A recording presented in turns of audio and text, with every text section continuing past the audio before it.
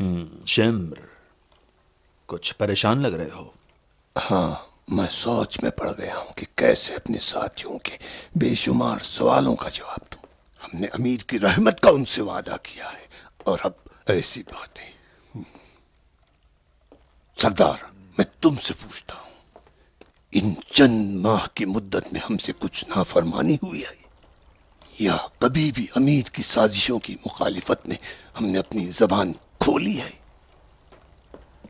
میں تو مدینے کا حاکم ہوں اور اللہ کے فضل و کرم سے ابھی تک وہاں پر کوئی مخالفت نہیں ہے۔ رہا تمہاری وفاداری کا سوال تو یہ تو مغیرہ سے پوچھا جانا چاہیے۔ ہم نے مغیرہ سے فی الحال بہت بہترین تعلقات بنا لیے ہیں۔ معلوم ہے کتنے فتنے ہیں جو ہماری وجہ سے ختم ہو گئے ہیں، اور بہت سے بلووں کا خاتمہ ہمارے یاروں کی وجہ سے ہوا ہے۔ صرف مغیرہ کو سب سے زیادہ بہتر ہماری خدمتوں کی اطلاع ہے۔ اب کیسے امیر المومنین ہم لوگوں پہ الزام لگاتا ہے؟ مجھے اطمینان ہے کہ ہرگز تمہاری ان باتوں کا مقصد یہ نہیں کہ امیر المومنین پر اعتراض کرو اور ان کی بات کو غلط ثابت کرو۔ معاذ اللہ، معاذ اللہ، میرا تو صرف یہ مقصد ہے کہ امیر کی ہم پہ نظر عنایت ہو۔ امیر المؤمنین،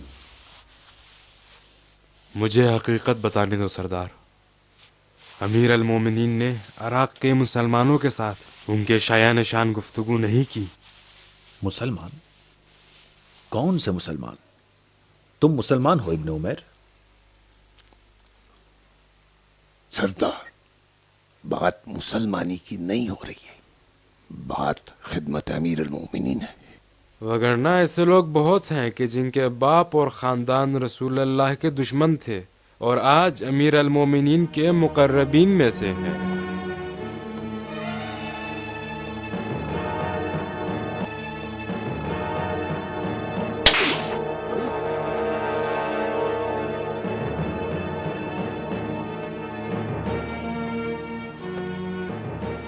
تیرا اشارہ میری طرف تھا، ذلیل کتے۔ بس کرو، امیر اندر آرام فرما رہے ہیں اور تم جھگڑا کر رہے ہو۔ تو اپنا منہ بند رکھ، جھوٹے مکار دغاباز۔ تو مجھے سمجھائے گا؟ تو سوچتا ہے میں تجھے نہیں پہچانتا ہوں؟ تم سب ان لومڑی صفت لوگوں سے بھی بدتر ہو۔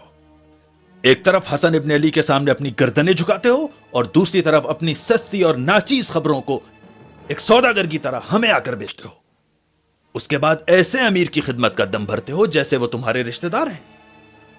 امیر المومنین نے آج تم سب پر سرکشی اور نافرمانی کا الزام لگایا ہے، اور مجھے امیر المومنین کے وفادار اور نمکخوار ہونے کے ناطے اس بات میں ذرہ برابر شک نہیں ہے۔ اور اگر امیر اجازت دیں تو یاد رکھو، ایک ایک کر کے تم سب کی گردنیں اڑا دوں گا۔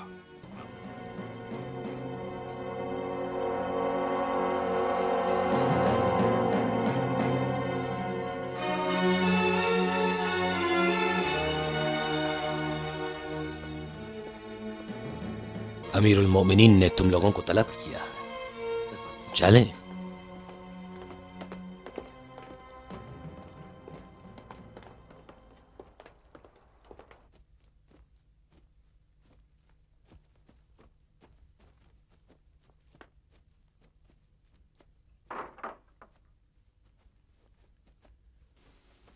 امید ہے کہ امیر المومنین کی تھکن ذرا دور ہو گئی ہوگی۔ میں اتنا زیادہ تھکا نہیں ہوں میرے چچا کی اولاد، صرف مغیرہ سے کچھ تنہائی میں حالات سے باخبر ہونا چاہتا تھا۔ حقیقتاً امیر کی آج کی گفتگو نے سب کچھ روشن کر دیا ہے۔ یہ کم ترین حقیر بندہ ایک مدت سے اس کا منتظر تھا، اور آج بحمد اللہ امیر کی زبان پر یہ کلمات جاری ہو گئے جس سے نمک حرام اور خائن لوگوں کے چہرے بے نقاب ہو گئے۔ کیا ہوا مروان؟ کیا شمشیر تیز کر لی ہے؟ تمہارا اشارہ ہمارے دوستوں کی طرف تو نہیں ہے جو یہاں موجود ہیں؟ ظاہر میں دوست لیکن باطن میں دشمن۔ مجھے خوشی ہے اس بات سے کہ امیر المومنین کے جانثار نمکخوار آج کے بعد مجبور نہیں ہے کہ ان لوگوں کے ساتھ مصالحت کریں۔ مروان، جو لوگ یہاں موجود ہیں وہ ہمارے واقعی دوست ہیں، یہ اچھی طرح جان لو۔ حتیٰ یہ منافق لوگ؟ وہ لوگ اب منافق نہیں رہے، اب ہمارے دوست ہیں۔ صحیح ہے شمر؟ جی امیر، ہم دل و جان سے امیر المومنین کے غلام اور عراق کے بہترین اتحادی ہیں۔ ہاں مطمئن ہو کہ ایسا ہی ہے۔ لیکن امیر المومنین کی آج کی تقریر؟ میری آج کی تقریر کی دلیل کچھ اور ہے، سنو میں تمہیں بتاتا ہوں۔ جس کی خاطر میں نے سفر کی مشقت بھی برداشت کر لی ہے اور تمہیں بھی مدینے سے یہاں بلایا ہے،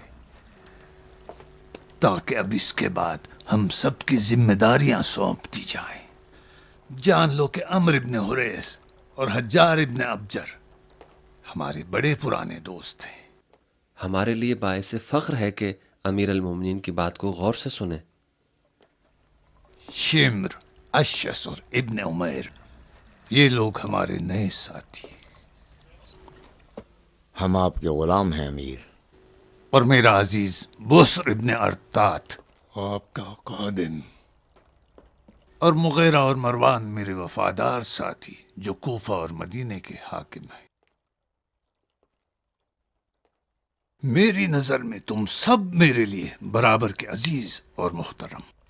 اس کے بعد تمہاری دوری اور نزدیکی کا معیار صرف میری اطاعت اور حکم بجا لانے کی کیفیت پر ہوگا۔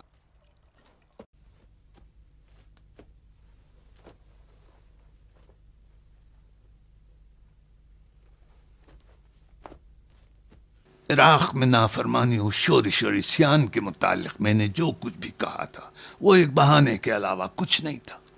کم سے کم میں تم اتحادیوں اور باوفا یاروں کے سامنے اعتراف کرتا ہوں کہ اس میں کوئی حقیقت نہیں ہے۔ نہ کوفے میں، نہ بصرے میں اور نہ ہی مدینے میں یہاں کسی قسم کے شورش کے واقعات نہیں ہوئے۔ ہاں، جو میں نے حسن ابن علی کے عہد نامے سے متعلق کہا ہے یہ حقیقت ہے۔ میں ایک لمحے کے لیے بھی نہیں چاہوں گا کہ اس صلح کے نوشتے پر پابند رہوں۔ اصل میں ماجرا یہ ہے کہ میں نے فیصلہ کر لیا ہے کہ یزید کو اپنا جانشین بنا دوں، اور چاہتا ہوں کہ اس کے مقدمات جتنا جلد ممکن ہو فراہم ہو جائیں اور اپنی حیات ہی میں خلافت میں رکاوٹوں کا سدباب کر دوں، اور اس کی آئندہ حکومت کی بنیاد اپنے ہی ہاتھوں سے مضبوط کر دوں۔ اور اس راہ کے لیے تم وفادار ساتھیوں اور ہم مسلک دوستوں کی مدد کا مجھے سہارا چاہیے۔ لیکن امیر، آپ نے وعدہ کیا تھا کہ آپ اپنا جانشین نہیں مقرر کریں گے۔ تم نے نہیں سنا مغیرہ؟ اس صلح کا عہد نامہ میرے پیروں کے نیچے ہے۔ جسارت نہ ہو امیر، ہمیں بھی یہ توقع نہیں تھی کہ آپ اس صلح نامے کے شرائط کی پابندی فرمائیں گے، لیکن میرے خیال میں اس کے لیے کچھ زیادہ وقت درکار ہے۔ نہیں، وقت اتنا ہی ہوگا جتنا حسن ابن علی چاہے گا۔ کوئی اپنی موت سے آگاہ نہیں ہے۔ میری خواہش ہے کہ اپنے مرنے سے پہلے اپنے فرزند کی خلافت پائیدار اور مستحکم کر دوں۔ حسن ابن علی کے چاہنے والے بہت زیادہ ہیں۔ امیر المؤمنین سے صلح صرف ان کی اطاعت پر قبول کی ہے۔ یہ خبر سنتے ہی فوراً اپنی تلواریں نکال لیں گے۔ تم بھی اپنی تلواریں کھینچ لو، انہیں اسیر کر لو، قید میں ڈال دو، انہیں ہلاک کر ڈالو، غافل گیر کر دو، مجال نہیں وہ فرار کر سکیں۔ اس سے پہلے کہ وہ خود آگے بڑھیں اور تیاری کریں، تم ان پہ حملہ کرو اور ایک ایک کر کے نابود کر ڈالو۔ قبیلوں کے اور قریش کے سرداروں کے ساتھ کیا کریں؟ بڑے بڑے سردار جیسے سعد ابن ابی وقاص، عبداللہ ابن عمر، عبداللہ ابن زبیر، ان کا کیا کریں؟ اس میں شک نہیں کہ وہ فرزند امیر کی جانب دست بیعت نہیں بڑھائیں گے۔ انہیں دھمکی دو، لالچ دلاؤ، پھر بھی اگر کامیاب نہ ہوئے تو انہیں خفیہ طور سے قتل کر ڈالو۔ یہ ہمارے وجود کا حساس ترین مرحلہ ہے۔ یہاں موقع ہے کہ اپنی لیاقت اور کارکردگی ثابت کریں۔ خود حسن ابن علی کا کیا ہو؟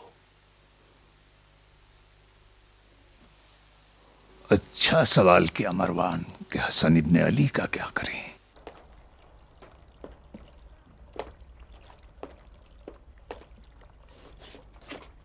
اس میں شک نہیں کہ وہ چپ بیٹھنے والا نہیں ہے.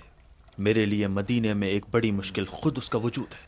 ظاہر میں تو اللہ، رسول اور قرآن کی باتیں کیا کرتا ہے، تبلیغ دین کرتا ہے، لیکن مجھے لگتا ہے کہ اس کی ہر بات ہماری طرف ایک تیر کے مانند ہے. اور کیا امید اس سے رکھی جا سکتی ہے؟ حالت تو یہ ہے کہ آئے دن اب اس کے چاہنے والوں کی تعداد میں اضافہ ہوتا جا رہا ہے، یہاں تک کہ اب ہماری نماز جماعت میں بھی کوئی رونق نہیں بچی ہے. جب سے سلنامے پر اس نے دستخط کیے ہیں وہ اسی کوشش میں ہے. کیا کیا جا سکتا ہے اس کے ساتھ؟ نہ ظاہر میں کوئی اقدام کرتا ہے اور نہ کوئی ہمارے خلاف بات کرتا ہے. ہاں، یہ سب مجھے اچھی طرح معلوم ہے میرے بھائی. میں تم سے سوال کر رہا ہوں، بتاؤ اس کے ساتھ کیا کرنا چاہیے؟ میں کیا بتاؤں؟ اچھی طرح سوچو.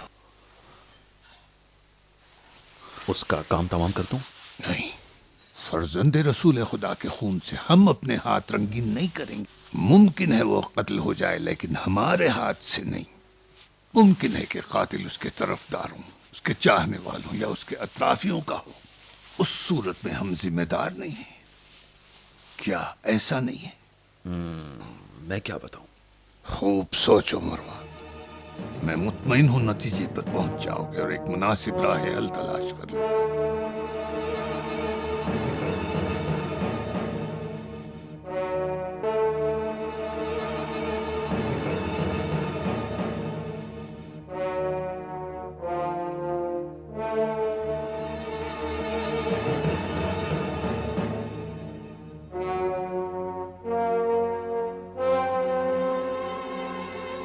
اب میں حسن ابن علی کو تمہارے حوالے کرتا ہوں. بے صبری سے انتظار کرتا رہوں.